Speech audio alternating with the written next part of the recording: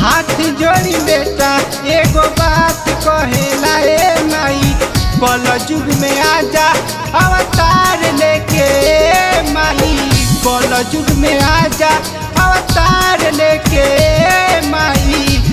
अपना भगतन के सुन लो पुकार सुन ए माई, कल युग में आजा अवतार लेके माई, कल युग में आजा अवतार लेके माई। बोला बोला पटना के पटन देवी मैया की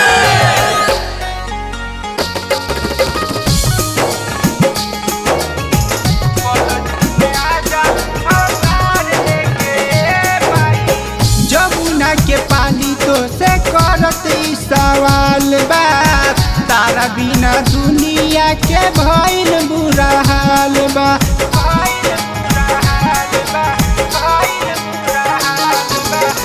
जमुना के पानी तो से करत ई सवाल बा, तारा बिना दुनिया के भइल बुरा हाल बा।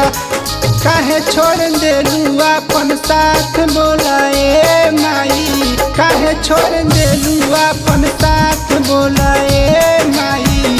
कल युग में आजा अवतार लेके हो माई, कल युग में आजा अवतार लेके हो माई।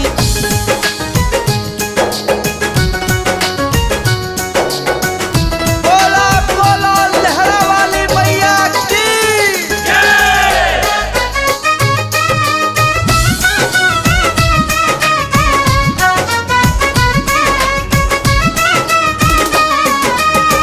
हर घर में दूध नहीं मिलता शराब हो, कल युग के नारियन के बिगड़ल विचार हो।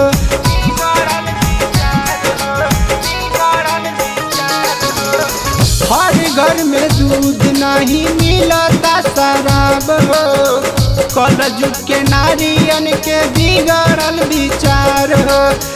धर्म के होता व्यापार माई, कल युग में आजा अवतार लेके माई, कल युग में आजा अवतार लेके माई।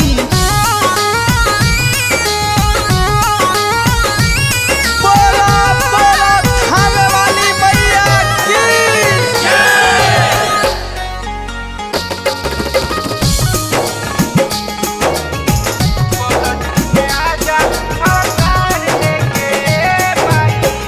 अब कौनो नारियन के बचेला ना लाज हो, बिगड़ल जमाना भइल उल्टा समाज हो।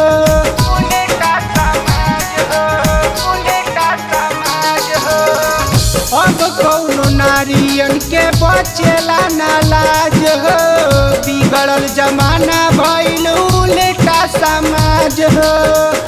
इहे बतावे ऋतिक तोहसे बार बार माई, कल युग में लेके अवतार आ जाए हो माई, कल युग में लेके